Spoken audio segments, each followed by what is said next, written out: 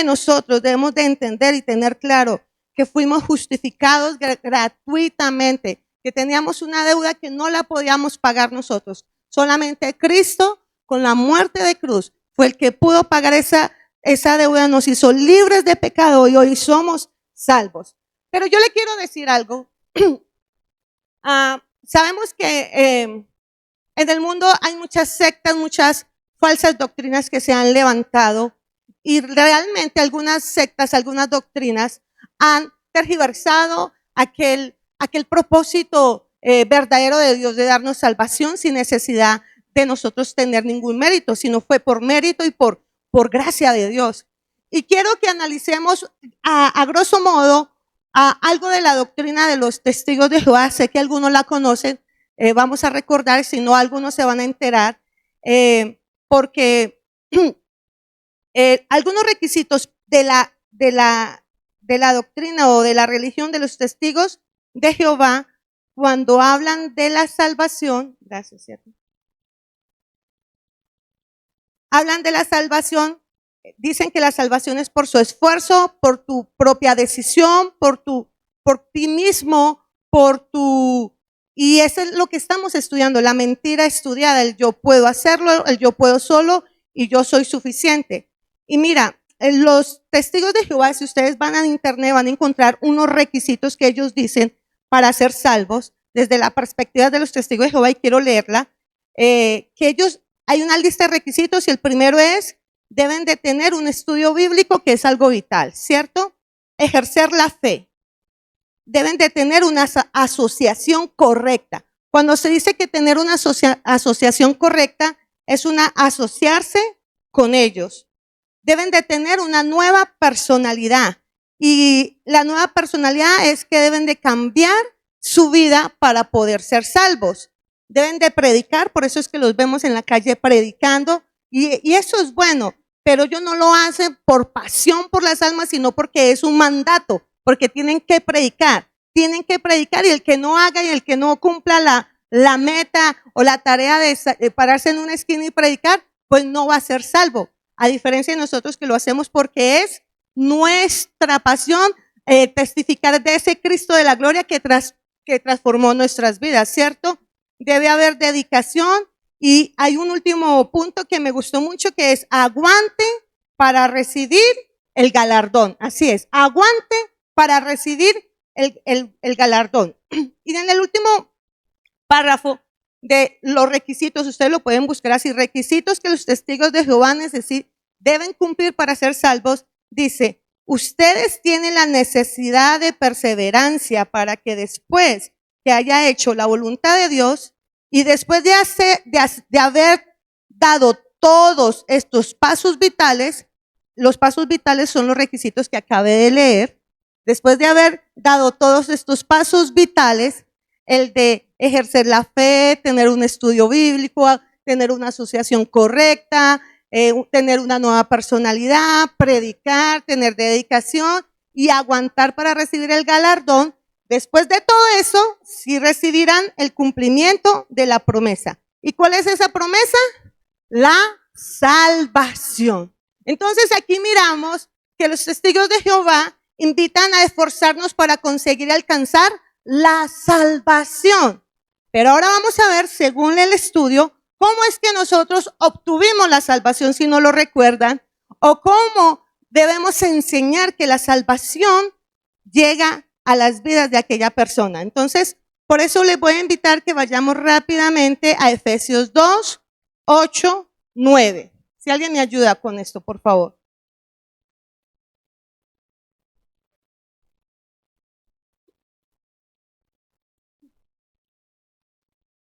Aleluya. Entonces dice el punto número 2, si se esfuerza mucho, ¿puede salvarse? Si nos esforzamos mucho, ¿podemos salvarnos? Entonces coloca ahí un no, ahí hay un espacio para que usted responda, no. A diferencia de los testigos de Jehová, están invitando a que nos esforcemos.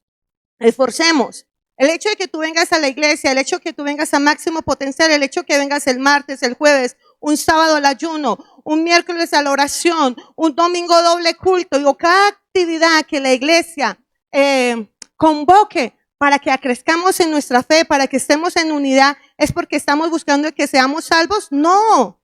Estos son frutos de gratitud, de agradecimiento, que queremos estar en unidad. Y esto es algo diferente, eso es de lo que Dios ha puesto en nosotros. Y el congregarnos no debe ser una carga, no debe ser algo que ponga carga, porque si no, entonces ya no voy a ser salvo. El congregarnos es una invitación porque ya hacemos parte de una familia de la Grey y separados de Dios nada podemos hacer. Y es como es algo vital para nosotros congregarnos y buscar de la presencia de Dios, porque es como esa necesidad diaria. Debe de ser un deleite. Si esto se vuelve una carga, no has entendido verdaderamente el llamado de Cristo en tu vida. Si esto se ha vuelto una carga, si te quita la paz, no has nacido de nuevo, en serio, no hemos nacido de nuevo. Si esto se vuelve una carga, si hay pereza en congregarnos, porque ¿en qué momento más nos vamos a deleitar en familia? Como dice la palabra allí, mira cuán bueno y cuán delicioso es habitar los hermanos juntos y en armonía. ¿Dónde nomás nos vamos a ver así en equipo, reunidos en manada? Aquí en la iglesia, aquí en este sitio que Dios puso para que pudiésemos estar todos unidos como familia. Entonces, respondan ahí, si se esfuerza mucho, ¿puede salvarse? No. ¿Por qué? Porque la salvación es por gracia, no por obras, no para que nadie crea que fue por su esfuerzo. Nadie debe de pensar que por su esfuerzo, por los 20,000 rosarios que hizo, por 40 o 50 días de ayuno que hizo, fue que llegó la salvación a su vida, por las obras de misericordia, los 1000 mercados que dio. Que así ahorita en diciembre, a mí me agrada muchas personas que piensan que haciendo el bien es que van a obtener la salvación. Ese engaño a mí me conviene, porque bendicen a la fundación y se detona para diciembre, para estas fechas especiales, el poder dar, el dar regalos, el dar mercados. Ustedes afuera ven en diciembre todo lo que pasa afuera, dando tamal, buñuelos, comidas, porque hay personas que entendiendo que todo lo que hicieron en todo el año, en diciembre con un solo día, que prepararon un carro lleno de comida, pues ya, con eso hicieron la obra de redención de todo el año y alcanzan la misericordia con Dios por repartir comida, por repartir regalos, por repartir algo. No es por eso. No, nadie crea que es por nuestro esfuerzo que somos salvos. Nadie crea eso, porque además de eso debemos de tener claro qué es la gracia. ¿Qué es la gracia? Es algo que no hemos merecido. Es un regalo inmerecido de Dios. Es un regalo inmerecido de Dios. Hay otra definición que me encontré que me gustó, que es una buena voluntad ofrecida gratuitamente. Una buena voluntad ofrecida gratuitamente. Mire, cada gota de sangre de Cristo en la cruz no la hubiésemos merecido. Esa muerte en la cruz para con nosotros no hubiese sido merecida para nosotros. Nosotros debemos entender eso. Es por gracia. Mire, Dios no esperó que nosotros hiciéramos algo para que Él muriera. Dios no esperó eso. Jesús no esperó que nosotros hiciéramos algo para Él montarse en esa cruz o permitirse ser llevado en esa cruz y morir por nosotros. Él no esperó algo que usted y yo hiciéramos. Ya lo hizo, ya ahora sí voy a morir por Él. Él no esperó que usted y yo hiciéramos algo. Él lo hizo por amor. Simplemente por amor, por darnos vida. Una vida espiritual. Amén. Entonces esto es gracia, aleluya. Esa es la gracia, tengámoslo siempre claro. La salvación es un regalo de Dios, no puede ser comprada, solo aceptada por fe o rechazada. Solo aceptada por fe o rechazada. Y esto es lo que nosotros debemos invitar cuando predicamos la palabra de Dios, poder darle a conocer a aquella persona que no entiende el sacrificio de Cristo en la cruz, que por cada una de esas personas que están allá afuera sufriendo, por ellos Jesús también murió en la cruz. Y aunque no lo merecieran, también por ellos o por cada uno, Jesús ha muerto. Pero esto es por fe. Esto es entenderlo por fe. Cada uno de nosotros hemos tomado esa decisión de aceptar o rechazar. Y aquellos que lo han rechazado, pues vemos las consecuencias de ese rechazo, ¿cierto? Que no ha venido a sus vidas la libertad, no ha venido a sus vidas aquella bendición. Y aún mientras haya vida, hay la esperanza de seguir predicando la palabra de Dios, pero tenemos que seguir predicando la palabra de Dios. Aleluya. Ahora vamos al tercer punto, que es en según Gálatas 3, 10, 11. Y si me ayudan, por favor, con Gálatas 3, 10 al 11.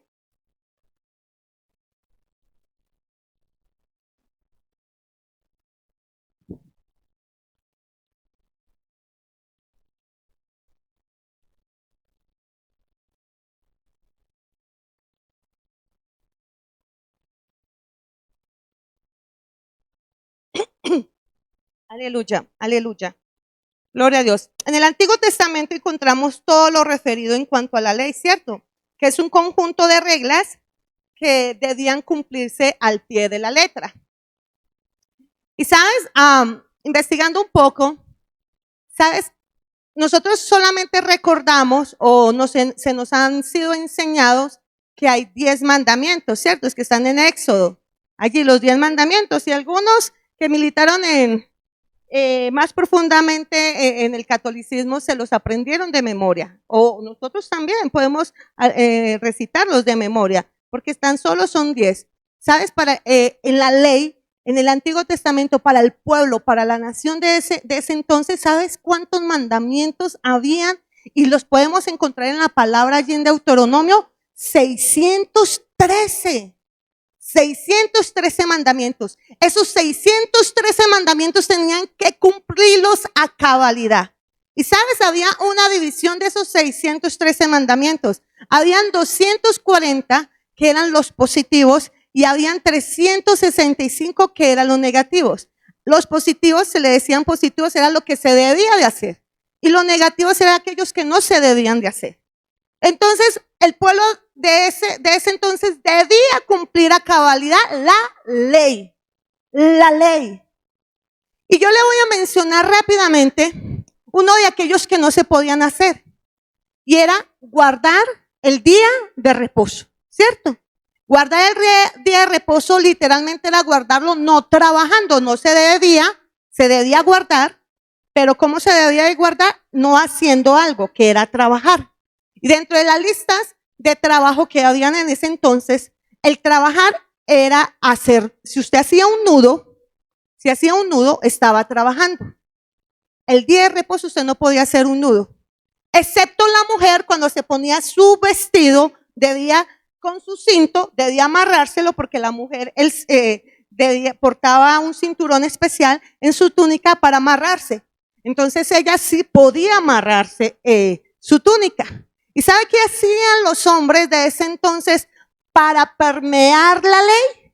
Entonces tomaban los cinturones de las mujeres y hacían un nudo para poner en el pozo y sacar agua. Entonces si alguien venía y le decían, usted no está guardando el día de reposo porque hizo un nudo. No, yo sí hice un nudo, pero lo hice con el cinto de una mujer, del cordón de una mujer. Entonces la ley, ahí es un vivo ejemplo de que la ley no se guardaba a cabalidad. No había nadie que podía guardar esos 613 mandamientos. Algunos intentaban cumplirlo, pero nunca llegaban al 100% de su cumplimiento.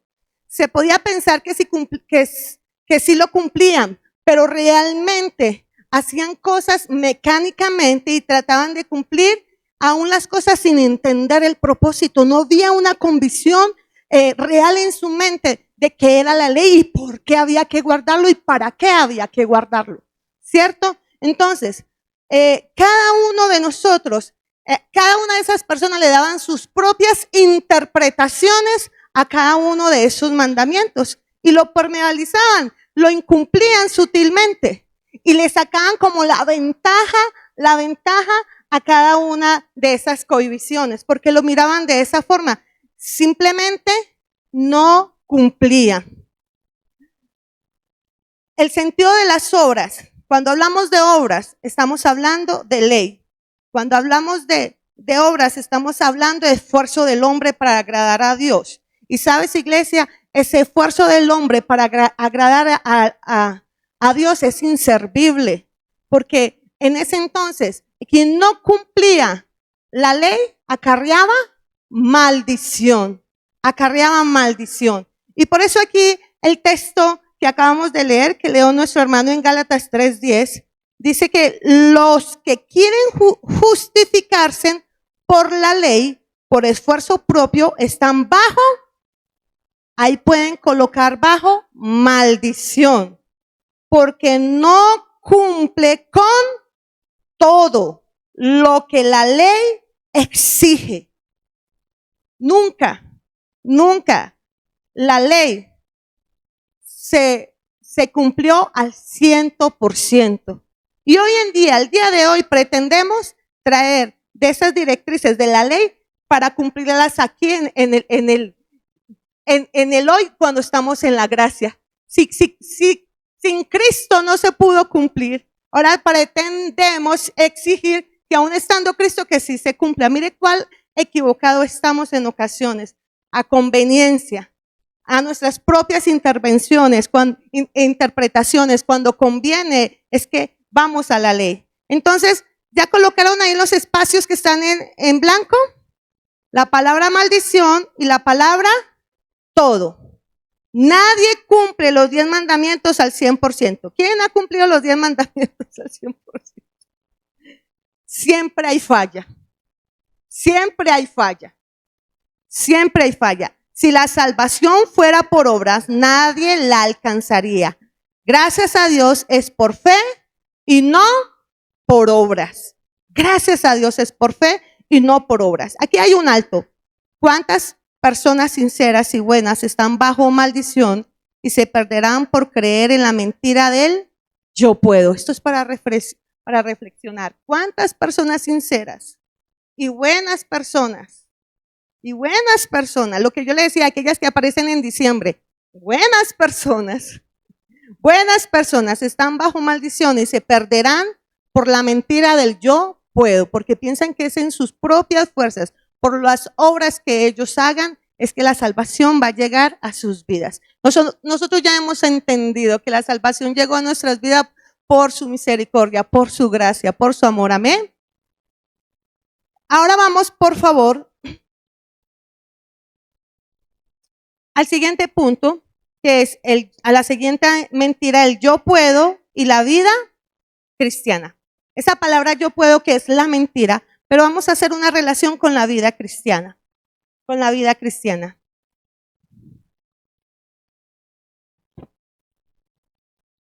Dice así: si no puede contribuir en nada a su salvación, ¿qué puede contribuir a su vida cristiana?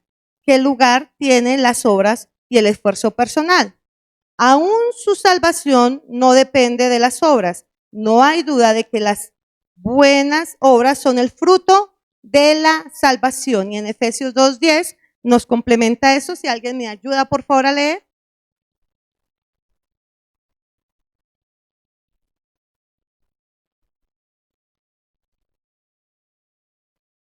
Aleluya. Aleluya. Mira, somos hechura suya. Y aquí el texto es muy claro. Es muy claro cuando dice que aunque su salvación no depende de las obras, no hay duda de que las buenas obras son el fruto de la salvación. ¿Por qué nosotros hacemos buenas obras? Porque esta iglesia, especialmente vamos a hablar de lo que conocemos, esta iglesia tiene obras de misericordia. ¿Por qué? Porque somos hechura suya, ¿cierto? Porque estamos reflejando a ese Cristo de la gloria que está en nosotros, haciendo esas obras de misericordia, porque estamos dando por gracia de lo que un día recibimos. El hecho de que tú des un pan, de que le des comida al hambriento, de que le des hospedaje al necesitado, no es porque, no debe de ser simplemente porque quieres ser una buena persona, no, es porque hay algo dentro de ti que aflora, que que te irradia, que te mueve a eso. Y eso es el Espíritu Santo en tu vida. Cada uno de nosotros afloramos de lo que Cristo ha hecho en nuestras vidas. Señor. Sí, el amor de Dios ha sido derramado en nuestros corazones y por eso nos damos de ese amor. Rebosa para dar, ¿cierto? Es como el buen samaritano. ¿Sí? Acá es un vivo ejemplo del buen samaritano. Ese buen samaritano dio de lo que había en su vida, lo que había en su corazón. Entonces, Efesios 2:10 dice que somos creados en Cristo Jesús para buenas obras. Todos fuimos creados. ¿Y sabes que esa es la nueva personalidad? Lo que recuerdan en la lista de requisitos de los testigos de Jehová, debemos tener una nueva personalidad. Sí, debemos de ser unas nuevas criaturas. Los que estamos en Cristo es de verdaderamente es necesario, es importante, no sé qué otra palabra mencionar, que es un requisito demostrar aquella nueva personalidad, como lo dice allí, el que es una nueva en Cristo, el que está en Cristo, nueva criatura es, ¿cierto? Nueva criatura es. Entonces, esa es la nueva personalidad, creados en Cristo Jesús para buenas obras. La cuestión no gira alrededor de las buenas obras, sino de la fuente y la motivación de las buenas obras. ¿Cuál es la fuente de nosotros? ¿Cuál es la fuente de nosotros? Cristo. Cristo. Nosotros estamos siendo alimentados. Aquí estamos siendo alimentados, somos ese árbol que está plantado junto a corrientes de agua. Estamos siendo alimentados de lo que Cristo es, de la esencia de Cristo. Por eso debemos de tener esas buenas obras, pero hemos entendido que las estamos haciendo para ser salvos.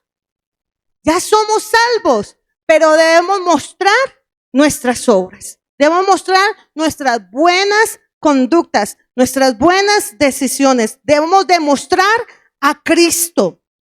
La cuestión no gira alrededor de las buenas obras, sino de la fuente y la motivación de las buenas obras. ¿De dónde proviene? ¿De uno mismo o de Dios trabajando?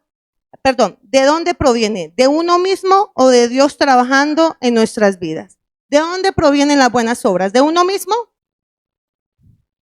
¿De dónde proviene? ¿De uno mismo? De Dios trabajando en nosotros. Y me gusta cómo lo expresa, de Dios trabajando, es porque no ha terminado. Dios no ha terminado. Aún falta mucho por hacer en cada uno de nosotros, ¿cierto? Aún falta mucho recorrido, aún falta mucho para dar, aún falta mucho por aprender, aún falta mucho. Pero de Él es que proviene, de Él es que proviene, de Él vino la salvación y de Él es que viene nuestro sustento, ¿cierto? De Él es que proviene, gloria a Dios. Entonces, iglesia, vamos a seguir aquí con el punto 4. Y acá nos van a recordar un versículo que ya debemos de memorizar, ¿cierto? Dice acá, regrese a 2 Corintios 12:7, capítulo 12, versículos 7 al 10. Si alguien me ayuda, por favor, a leerlo.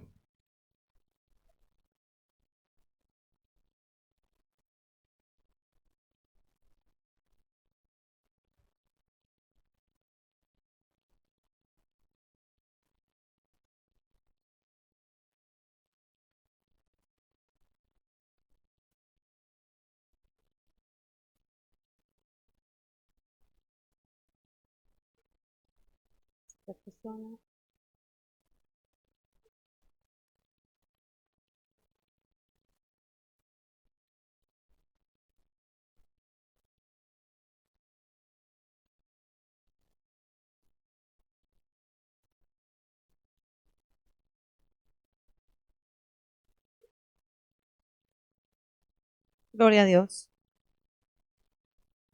Voy a leer lo que dice el texto. Al principio del capítulo, Pablo tuvo una visión de lo que nadie más había visto, pero después le fue dado un aguijón en la carne, una espina una espina, dice una versión de la Biblia NBI, dice que una espina. Dice que había pedido a Dios 3 veces. Cuando acá dice 3 veces, es que es de forma constante, no que solamente 3 veces, de forma constante le había pedido a Dios que le quitara esta prueba, pero sin resultados, ¿sabes? Sin resultados.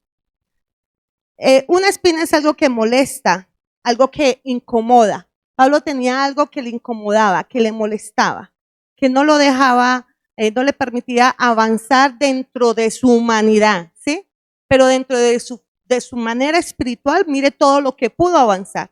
Y es por eso que le dijo a Dios, quítame eso, constantemente, quítame esto. Pero Dios no escuchó su ruego y su oración, porque para Dios era necesario que a Pablo no se le olvidara de donde Dios lo había sacado.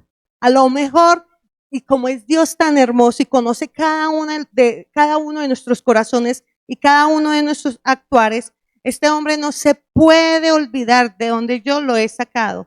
Por eso, bástate solamente de mi gracia. Solo es porque es por mi fuerza, es por mi poder, de que tú vas a hacer todo lo que logró hacer Pablo, que no se engrandeciera él, que no hubiese orgullo en él, que no hubiese enaltecimiento en él.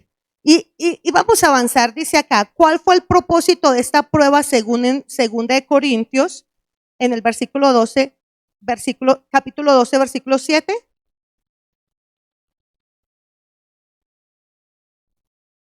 Para que no se enalteciera. ¿Podemos responder ahí, por favor? Ese era el propósito de ese aguijón en la vida de Pablo.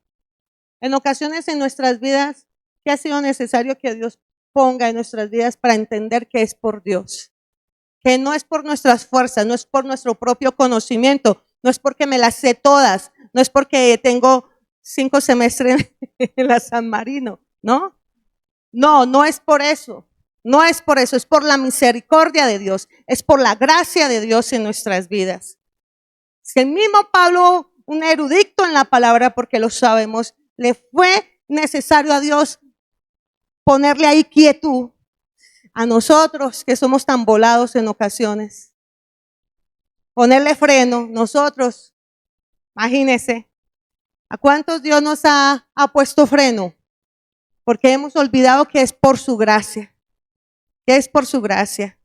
No esperemos que nos pongan freno, porque allá, y ustedes se imaginan vivir como Pablo con un aguijón, algo que incomodaba, algo que pullaba, algo que dolía.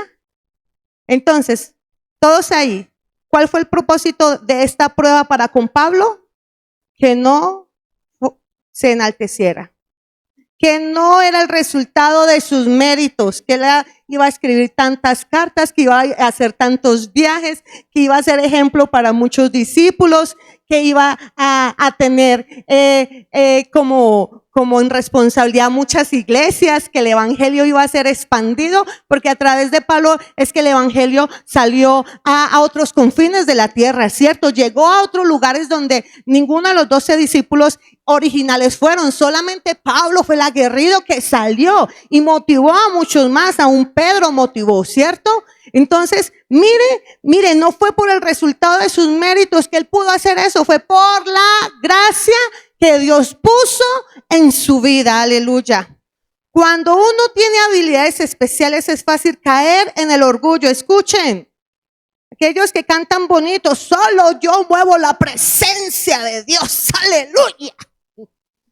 Aquellos, solo es por Dios que me usa, nos usa Dios, su misericordia. Cuando uno tiene habilidades especiales es fácil caer en el orgullo. Mírenme a mí, yo soy más que él, yo soy más que otro. Dios permite debilidades para recordarle que sin él nada se puede lograr. Sin él nada somos. Sin Dios nada somos. Aleluya. Punto 5. Por esto Pablo dijo en 2 Corintios 12:10, leamos nuevamente el versículo. Porque cuando soy débil, entonces soy, cuando soy débil, entonces soy fuerte. Y solo eso es posible cuando estamos dependiendo de Dios.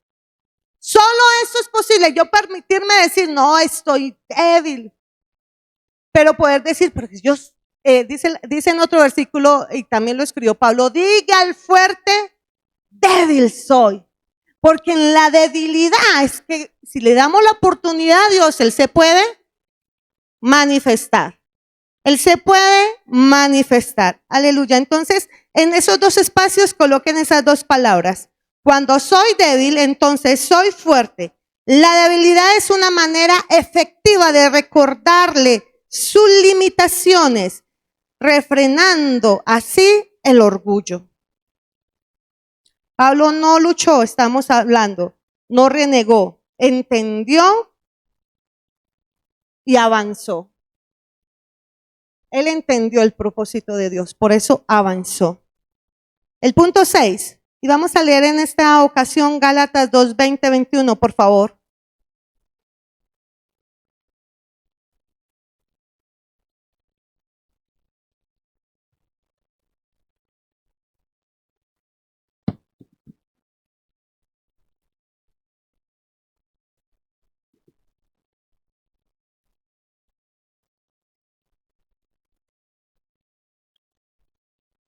Aleluya. Pablo la tenía clara. Mas ya no vivo yo, sino que Cristo vive en mí. Mas ya no vivo yo. Cuando nosotros decimos que ya no vivo, ya no vivo yo, ¿a qué estamos nosotros? ¿Qué estamos declarando nosotros? Cuando decimos que ya no vivo yo,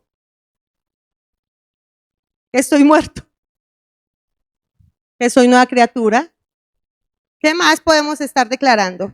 O estar como entendidos. Cuando digo, ya no vivo yo. ¿Que soy qué?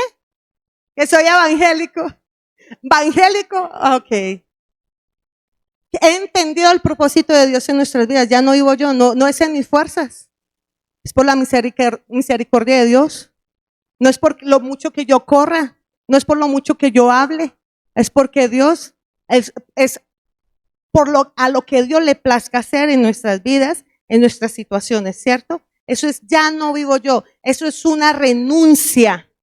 Es una renuncia genuina ante la presencia de Dios, ante la dependencia y la manifestación del poder en Dios, de Dios. Eso es entregarnos a esas manos soberanas y entregarle el control de todas nuestras vidas, de toda nuestra vida, de todas nuestras situaciones a Dios. Ya no vivo yo, ya no vivo yo, no soy yo. No soy yo, no me estoy desgastando en pensar mucho.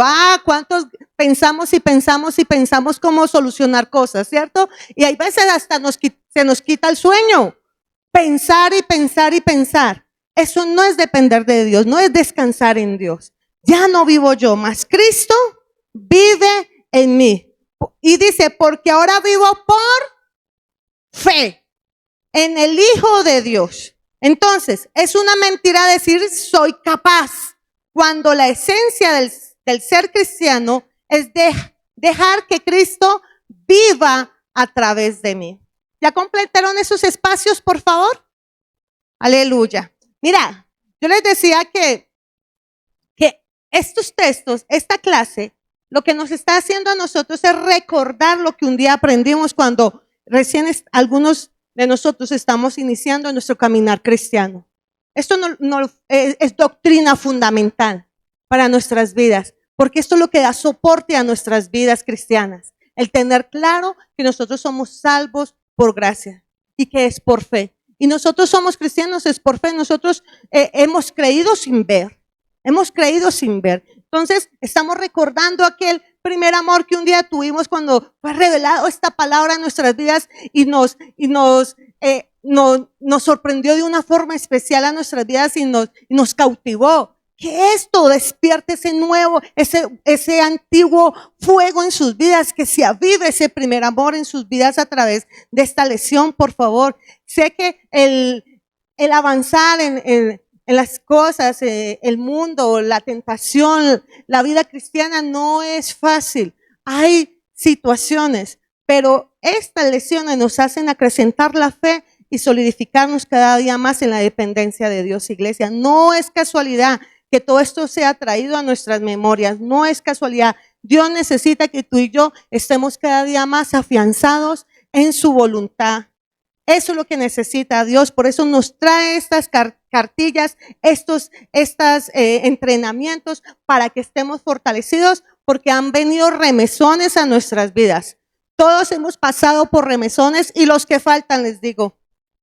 Y los que faltan. Y los que faltan. Pero Dios dice que debemos confiar porque Él nos va a guardar. Amén. Él nos va, y no nos va a dejar solos. Entonces, hay una pregunta. ¿Qué determina mi relación con Dios? En el versículo 21. ¿Qué determina mi relación con Dios? Vamos nuevamente a Gálatas 2, versículo 21.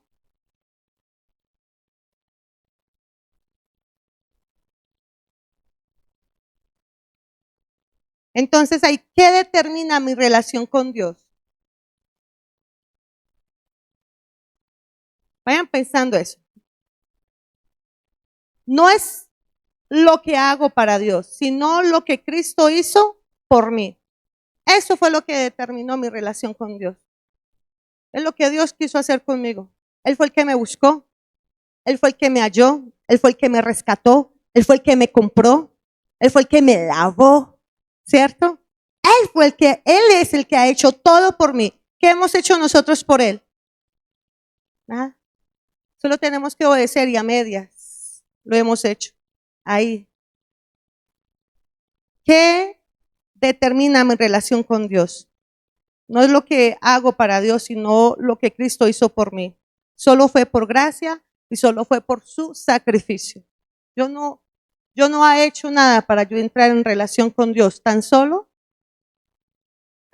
creer, porque es por fe. Y lo importante es mantenernos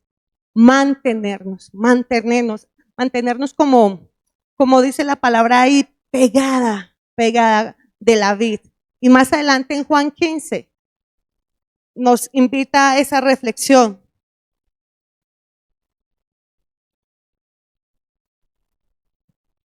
Juan 15 nos habla tiene un título muy bonito ese pasaje, ¿cierto? La vid verdadera, ¿cierto? La vid verdadera. ¿Qué es la vid? Es una planta. Es esa planta. Y allí lo narra, si alguien me lo lee para que lo recordemos. No está de más, yo ya me sé ese versículo, volvámoslo y lo leamos.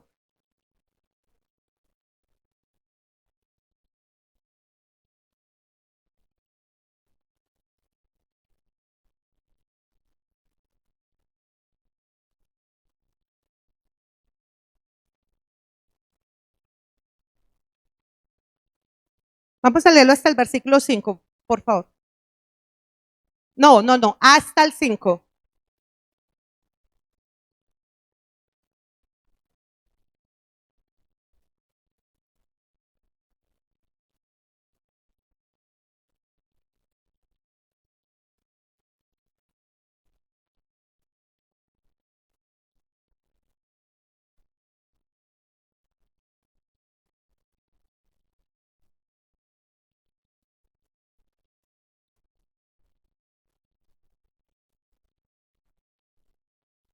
Nada podéis hacer. Aquí hablan algo que usted y yo ya sabemos, ¿cierto?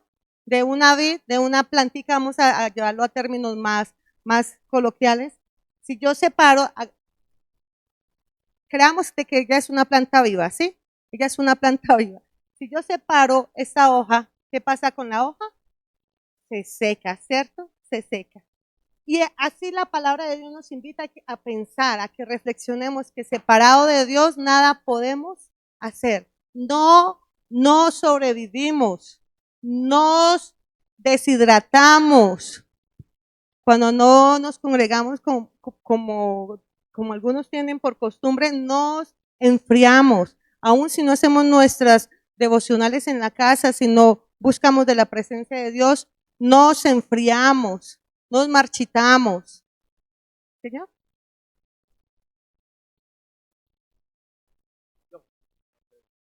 Que si yo me aparto, vuelvo a las cosas del mundo, me seco.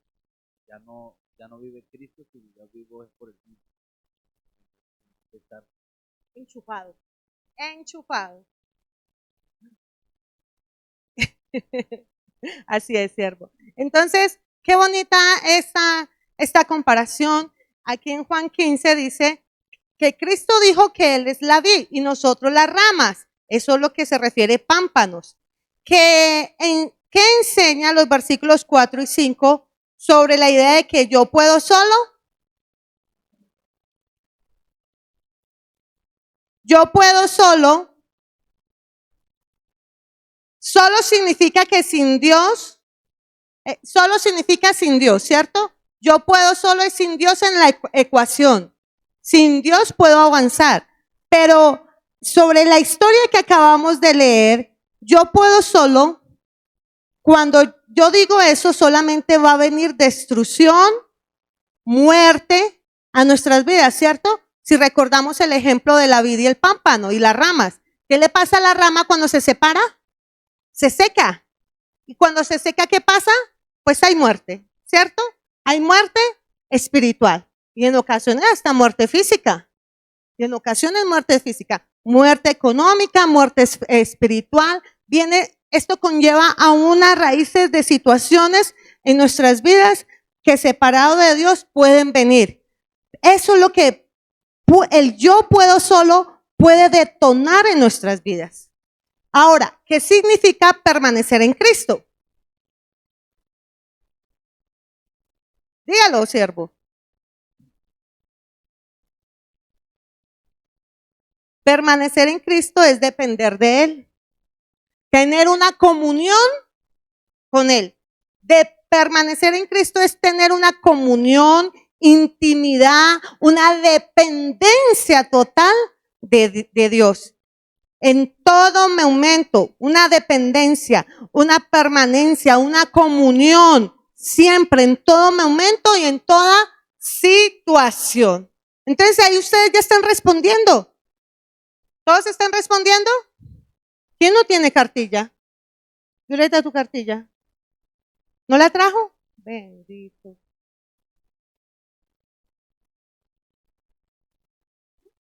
¿Tú no tienes todavía la cartilla? Aquí no te voy escribiendo. Está bien. Ok. Vamos por el punto 8 y vamos a Santiago 4, 6, 7. ¿Quién me ayuda con este versículo, por favor?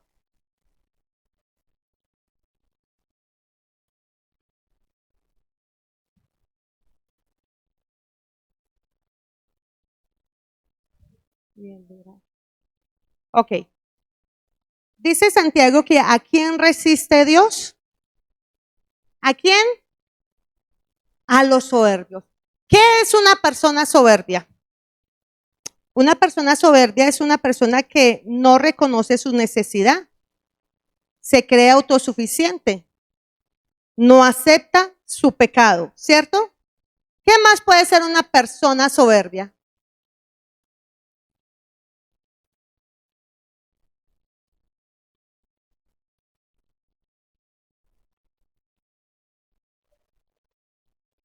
Corrección.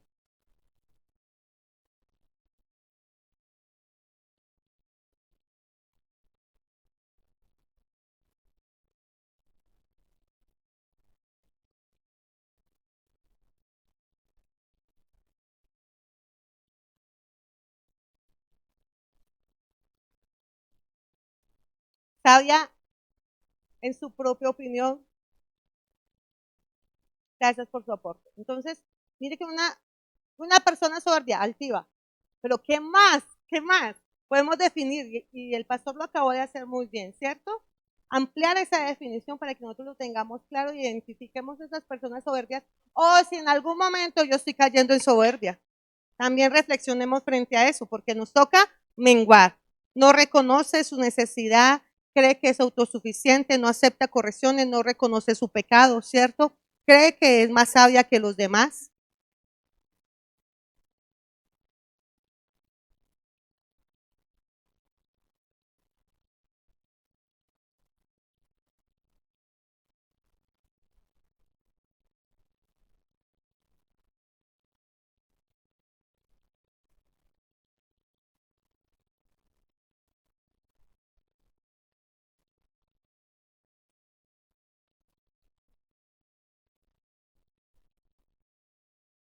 Sí, todo lo que conlleva esa soberbia es que haya, ¿cómo se dice? Tenga como manifestaciones colaterales. Sí, exceso de autoridad también, sí. Qué bueno poder tener claro qué es una persona soberbia, porque algo que no se nos puede olvidar es que Dios resiste a estas personas. ¿A quién resiste Dios? Y dice que mira de lejos, ¿cierto? Mira de lejos al altivo, dice la palabra de Dios. Que Él los mira de lejos. Una persona, pastor, así como usted describió también, pues Dios lo mira de lejos. No lo tiene mucho en cuenta para tener misericordia, aunque lo sigue amando Dios hasta que se arrepienta. Dice entonces, ¿a quién resiste Dios? ¿Qué entendemos con que resiste Dios?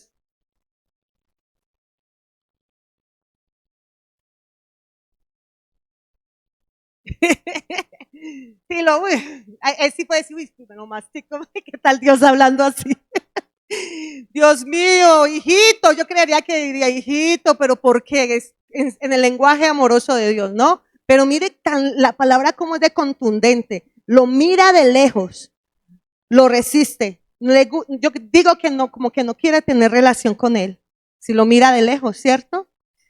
Qué delicado esta situación. ¿A quién resiste Dios? A los soberbios. Ponga ahí a los soberbios. En lugar de decir, soy capaz, debemos decir, en lugar de decir, soy capaz, tengo habilidades. Eso es ser soberbio, porque me creo autosuficiente.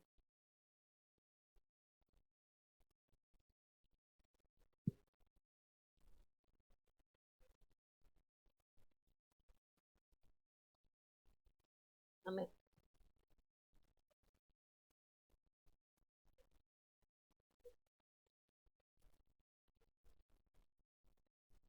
Aleluya, gracias, pastor, por complementar.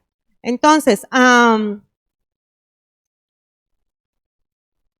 ¿cuál debe ser su actitud ante Dios según el versículo 7:10 o la vida que nos ha enseñado?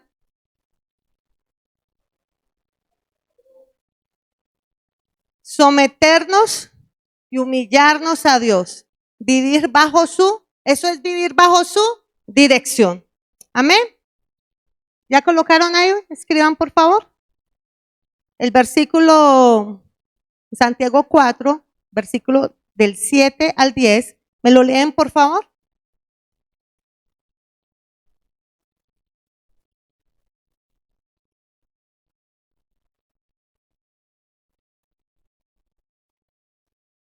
Gloria a Dios.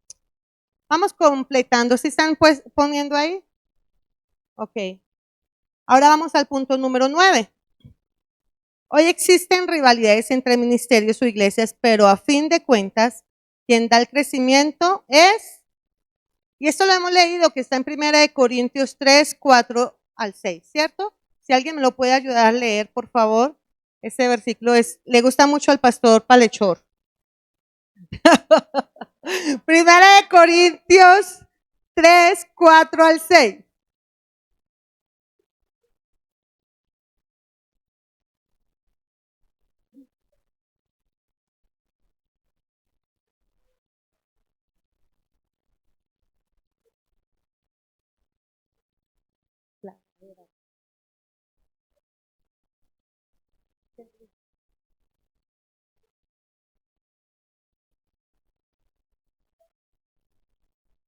Gloria a Dios.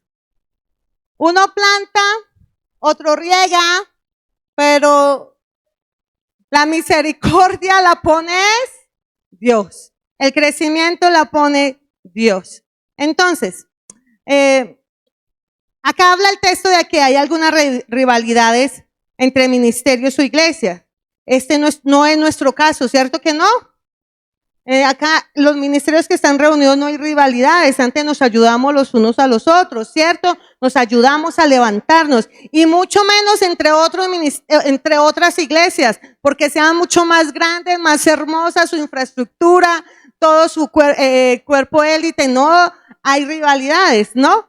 Eso es lo que nos está invitando la palabra de Dios. Yo no puedo tener rivalidades, no podemos tener esas rivalidades entre el mismo cuerpo.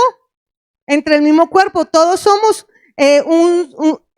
instrumentos, somos miembros de un solo cuerpo, ¿cierto? Pero la finalidad de ello es que Cristo, ¿quién da el crecimiento? Lo da Dios. Cuando habla de carnales, el versículo hablaba de carnalidad, eso es rivalidad. Eso es rivalidad. Nosotros no podemos tener ese sentimiento en nuestras vidas. Y mire, cuando hay soberbia también se levanta la rivalidad. Cuando no hay humildad también se levanta la rivalidad.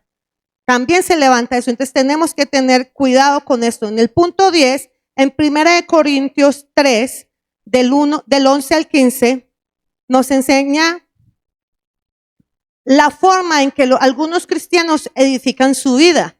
Entonces, algunos cristianos han edificado su vida en Cristo, que es nuestro estandarte, ¿cierto? Pero algunos otros cristianos han levantado su vida de la forma como este texto nos está enseñando. ¿Quién me lo ayuda a leer, por favor?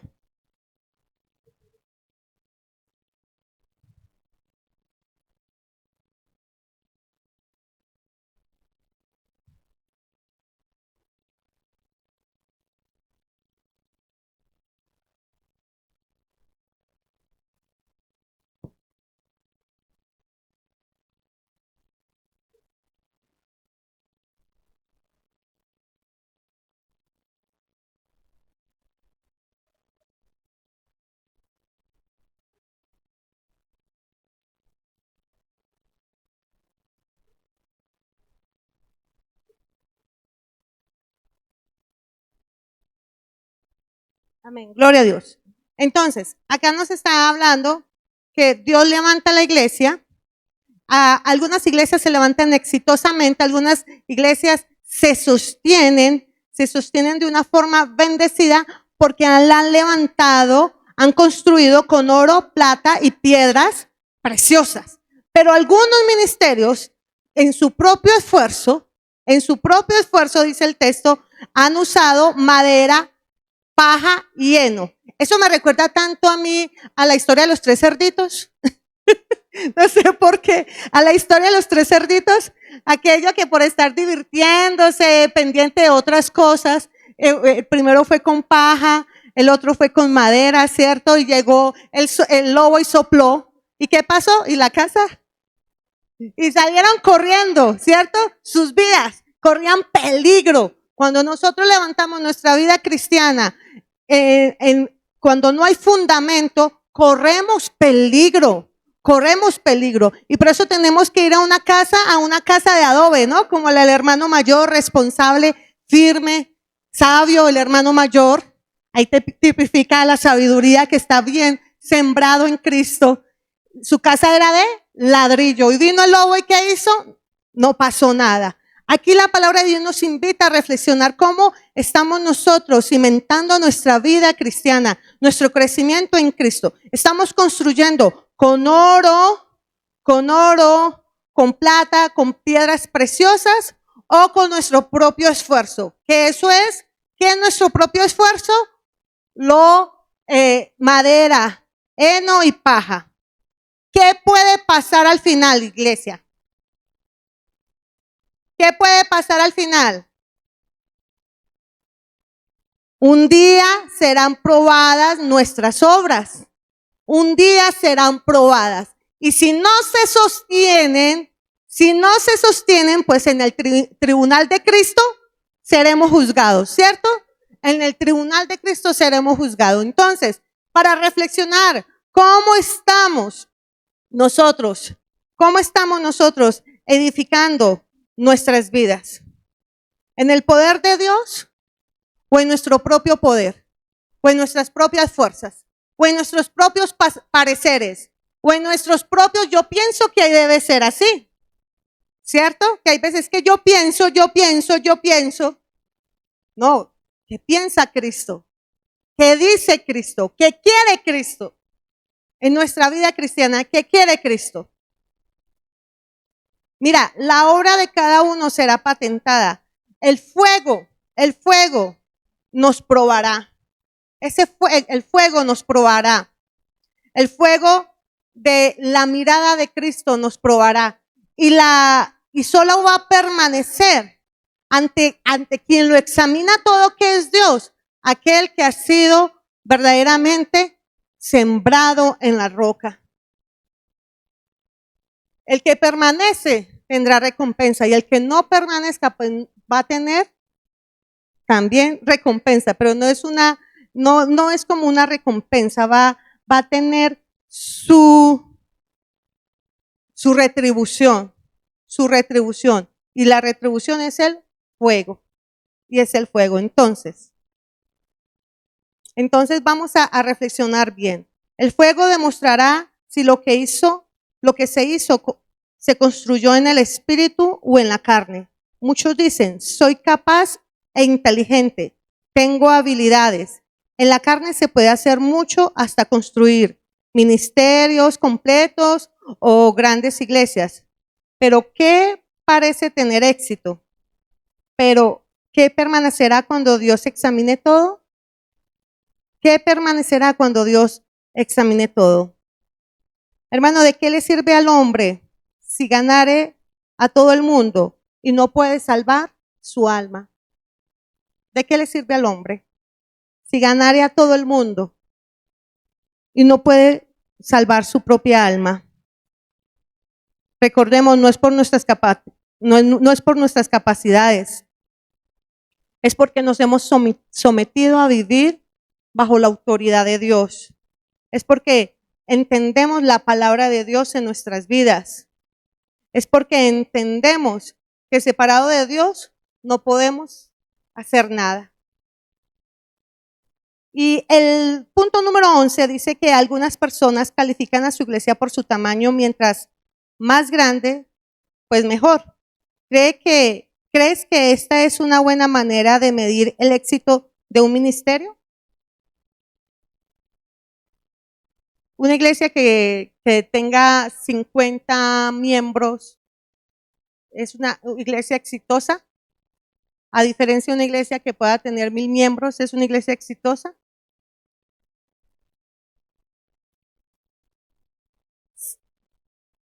Fuerte, sierva.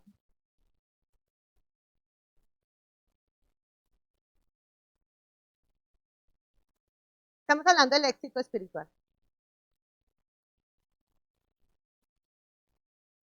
No es por cantidad, es por calidad.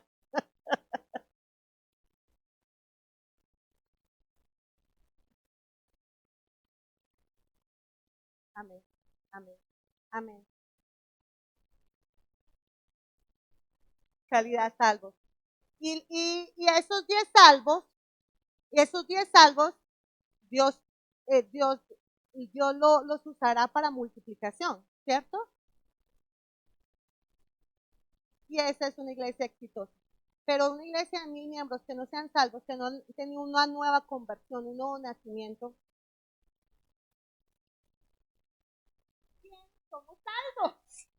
En el nombre de Jesús, tenemos que entender eso, que lo importante es saber que somos salvos, entender que hay salvación en nuestras vidas. Entonces, ¿qué pueden responder ahí ustedes?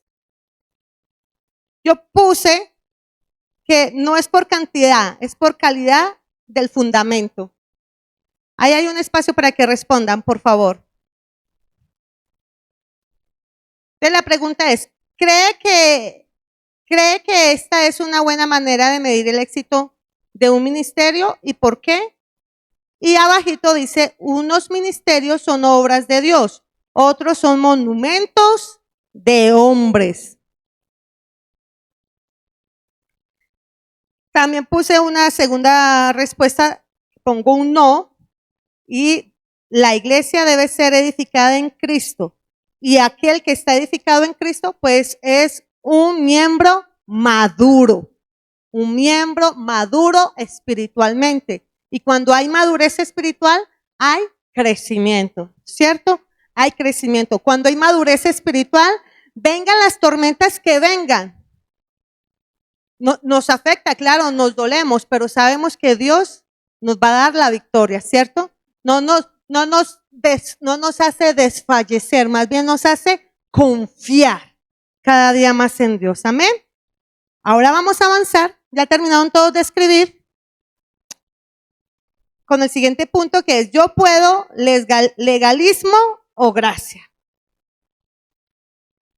Y esto está muy claro, el enunciado que tiene está muy claro, no hay que como complementar mucho, porque el texto está demasiado explícito y vamos a leer todos juntos, que dice, cuando la vida cristiana llega a ser una vida de esfuerzo propio, se convierte en otro evangelio, lo cual es repugnante para Dios, según Gálatas capítulo 1, versículos 6, 8. Esa palabra, repugnante. ¿Quién me lo lee, por favor?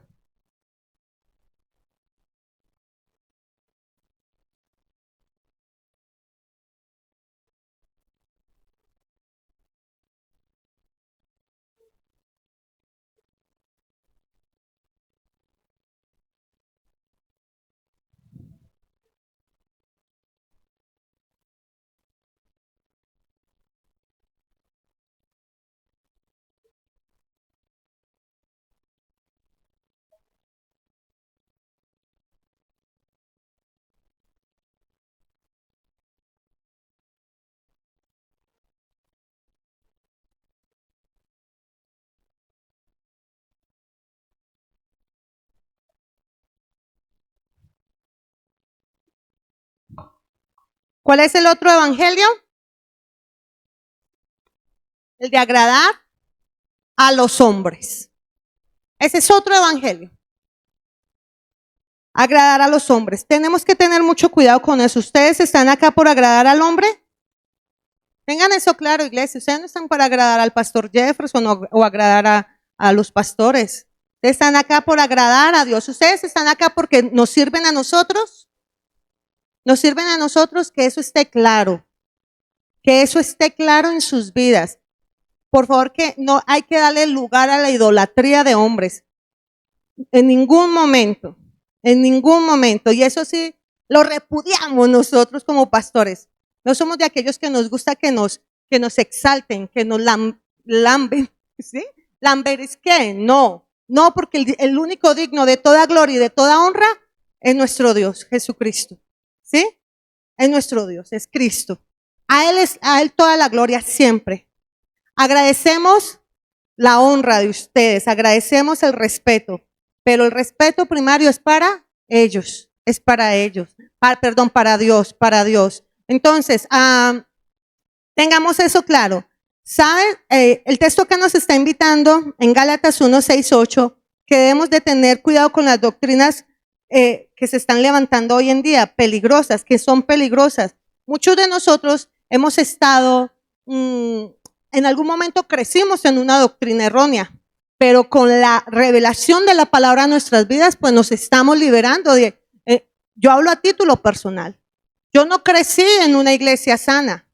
De muchas maneras era una iglesia tóxica, pero lo que entendí que no era tóxico para mi vida era la palabra revelada de Dios. Y es lo que ha traído libertad a nuestras vidas. Y es como iglesia nosotros, junto con mi esposo, desde hace 12 años, cuando Dios nos llamó al ministerio con un nombre propio, con una responsabilidad propia, nosotros entendimos, tenemos una responsabilidad tan grande que no podemos equivocarnos y hacer daño como nos lo hicieron a nosotros. Tenemos que saber bien la palabra de Dios.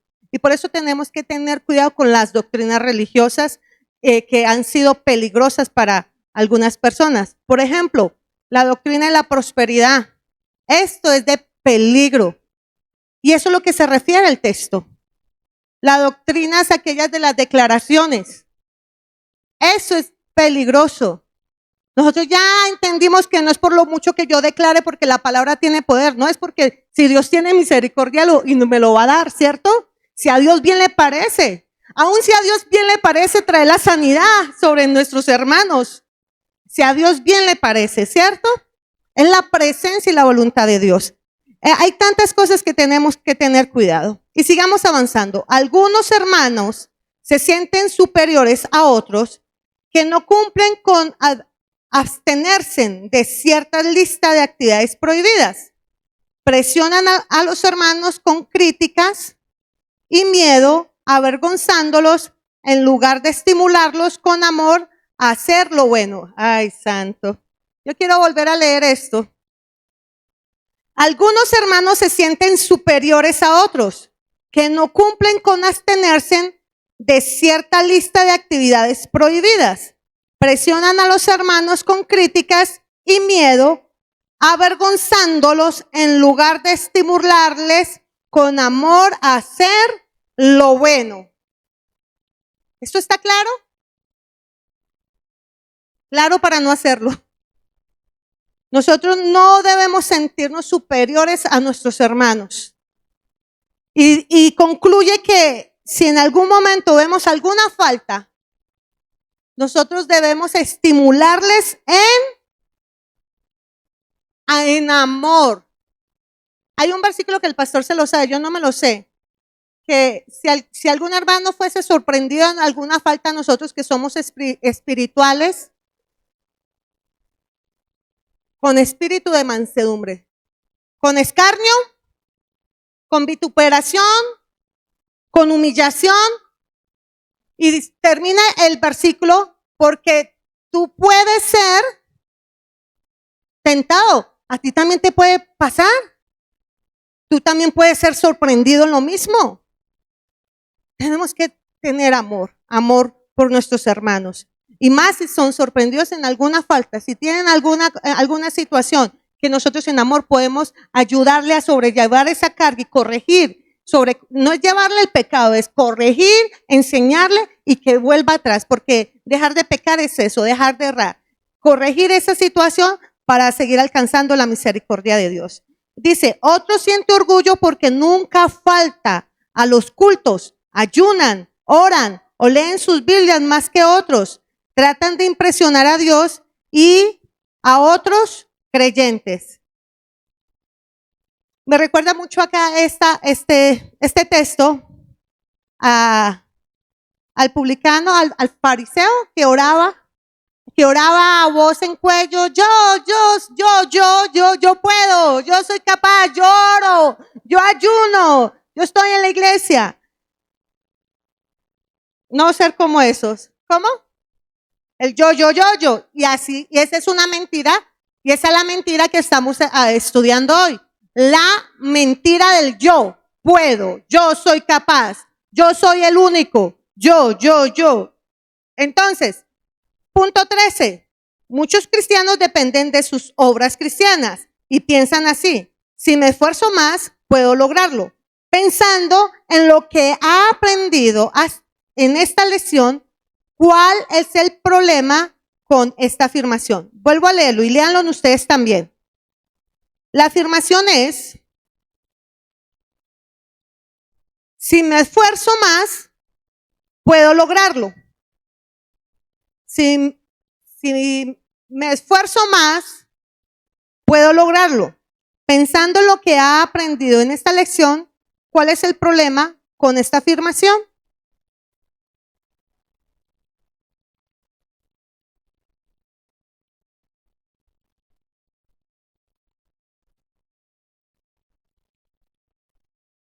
¿Quién pueda, para que hagamos una sola oración y la escribamos todos ahí? Siervo.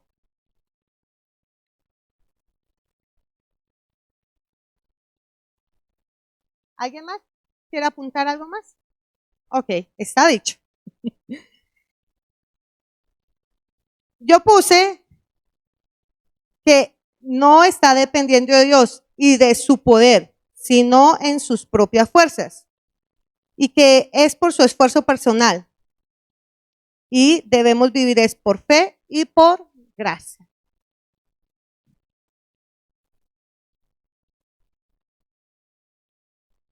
Escriban, por favor.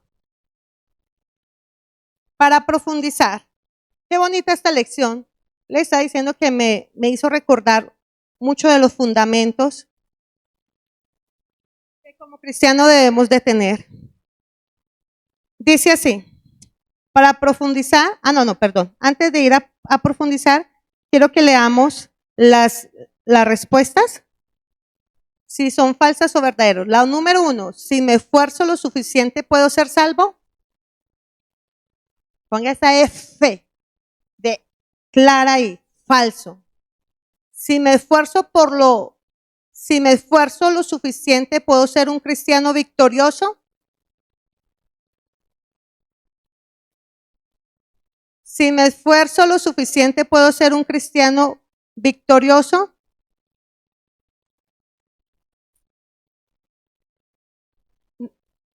Siervo, está muy bien. Vamos, estamos bien su punto.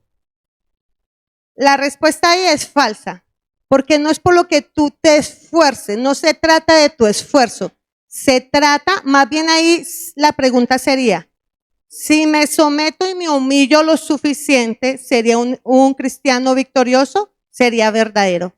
Pero ya estamos aprendiendo que no es por nuestro propio esfuerzo. Es si me humillo, si me someto, si permito que Dios obre en mi vida, seré un cristiano victorioso. Porque estamos entendiendo que no es en nuestras fuerzas. Entonces, cuando hablamos, si yo me esfuerzo, obviamente, usted se esfuerza para y todos nos esforzamos todos los días para levantarnos y venir a la iglesia, ¿cierto? Pero hay algo mayor dentro de mí, que es una obediencia, una sujeción, una responsabilidad. Aquí, si yo me esfuerzo es porque estoy viniendo obligado.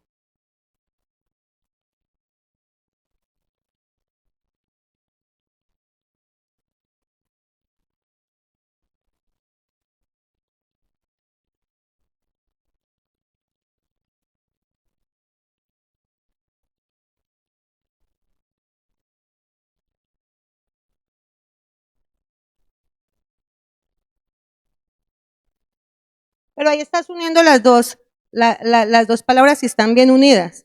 Yo me esfuerzo por ser obediente, pero va a prevalecer la obediencia, ¿cierto?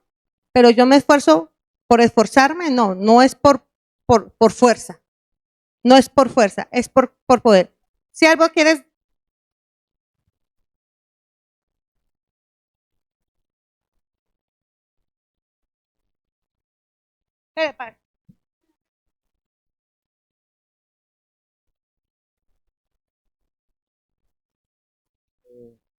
Solamente Luis tiene la duda. Yo alguien más que... Ok. Sí, digamos, el enunciado habla...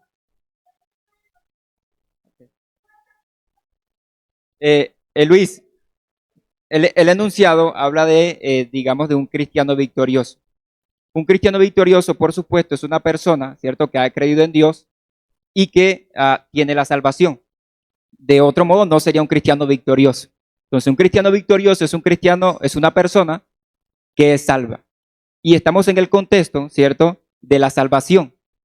Si yo digo que por mis esfuerzos soy un cristiano victorioso, es decir, obtuve la salvación, estamos negando todo lo que se enseñó hoy. ¿De acuerdo? Entonces, no depende de mi esfuerzo, depende de Dios. Y si es nuestro esfuerzo, creemos de que es Dios quien nos da ese esfuerzo. ¿De acuerdo?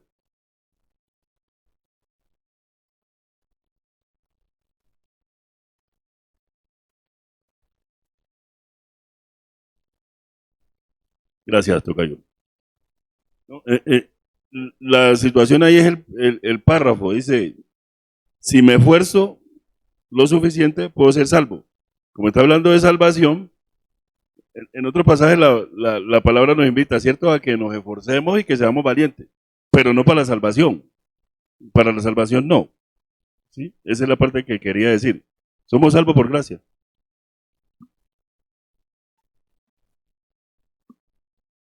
¿Qué me hace ser un cristiano victorioso? ¿Qué te hace ser un cristiano victorioso? ¿Cómo? Cierta, pero fuerte. Y el hecho que tú tengas a Cristo en tu corazón, ¿ya qué te hace? Salvo, con gracia, con la gracia derramada sobre ti. ¿Cierto? ¿Cero quieres apoyar algo?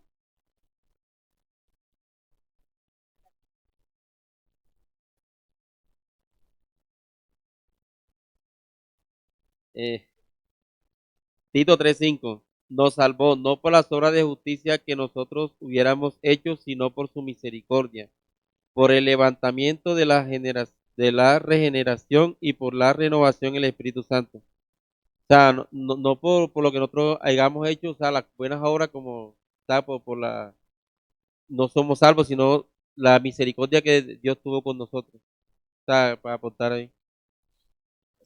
Gloria a Dios. No, yo quería aportar también que finalmente tenemos que esforzarnos para todo en la vida, ¿cierto?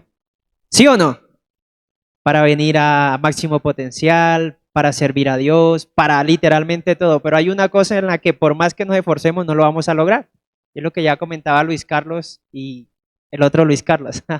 Es la salvación. Entonces, queda claro, ¿no? En todo nos tenemos que esforzar para predicar, para servir, para ser un buen hijo, un buen esposo, para todo en el trabajo. Porque créame, si usted no se esfuerza y no hace lo propio, pues le va a ir mal, ¿cierto? Y por eso Dios manda a Josué, esfuérzate. Sí, yo voy a estar contigo, pero tú tienes que hacer tu tarea.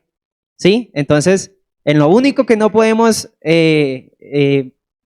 meterle esfuerzo es en la salvación, porque solamente la recibimos por gracia mediante la fe. Amén. Entonces la pregunta, gracias por todos estos complementos que nos hacen entender un poco más a qué se refiere la mentira del yo puedo, que está ligado con el esfuerzo. En la vida sí hay que esforzarnos hasta para muchas cosas, pero acá la pregunta dice, si me esfuerzo lo suficiente, puedo ser un cristiano victorioso. En las clases antiguas hay un paso que es un cristiano victorioso, es aquel que ya es salvo, ¿cierto? ¿Y me esforcé para ser salvo? No, solo obedecí. Entonces, si me esfuerzo lo suficiente, ¿puedo ser un cristiano victorioso? Es muy parecida a la primera pregunta, si me esfuerzo lo suficiente, ¿puedo ser salvo? No. Entonces, ahí va una F. Siguiente y última pregunta, ¿hay ministerios basados más en la fuerza de voluntad de un hombre que en el poder de Dios? Lamentablemente sí. Hay ministerios o iglesias basadas más en la fuerza de voluntad de un hombre que en el poder de Dios. Esto es verdadero. Lamentablemente hay ministerios así y es lo que no debe de ser. A través de esta lección estamos aprendiendo que no es en nuestras propias fuerzas, no es por lo que nosotros hagamos, sino por la misericordia y la gracia de Dios. Lo voy a dejar ya con el coordinador, ya 2 minuticos para lo pendiente, para que lea lo pendiente, las tareas pendientes. Gloria a Dios. Bueno, todos de pie, por favor. Eso. Gracias, Pastora Erika. Amén. Gloria a Dios.